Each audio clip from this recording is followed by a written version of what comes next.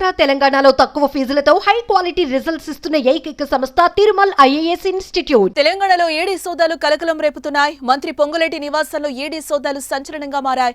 ఏకకాలంలో 16 చోట్ల ఈ సోదాలు జరుగుతున్నట్లుగా తెలుస్తోంది. ఢిల్లీ నుంచి వచ్చిన 16 బృందాలు శుక్రవారం ఉదయం నుంచి సోదాలు చేస్తున్నాయి. హైదరాబాద్లోని జూబ్లీహిల్స్ లో మంత్రి పొంగులేటి శ్రీనివాసరెడ్డి నివాసంతో పాటు హిమాయత్ సాగర్ లోని ఆయన ఫామ్ హౌస్ అలాగే బంధువుల ఇళ్లలోనూ సోదాలు చేస్తున్నట్లుగా సమాచారం అయితే అందుతోంది. ఖమ్మం ఇతర ప్రాంతాల్లో కూడా తనిఖీలు నిర్వహిస్తున్నారు. సిఆర్పీఎఫ్ భద్రత నడుమ ఈడీ సోదాలు కొనసాగిస్తోంది.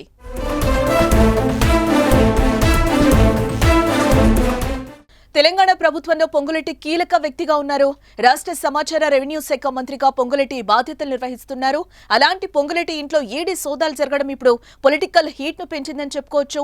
గతేడాది నవంబర్లో కూడా పొంగులేటి నివాసంలో సోదాలు జరిగిన విషయం మనకు తెలిసిందే.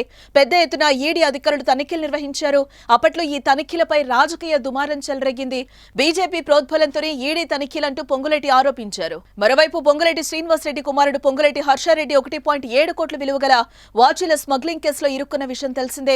ఈ ఏడాది జూన్ లో కూడా వాచీల స్మగ్లింగ్ కేసులో హర్షారెడ్డి నివాసంలో కస్టమ్స్ అధికారులు తనిఖీలు కూడా చేపట్టారు. మళ్లీ ఇప్పుడు పొంగులేటి నివాసంలో ఈడీ సోదాలు జరగడం తెలంగాణలో హాట్ టాపిక్ గా మారిందని చెప్పుకోవచ్చు.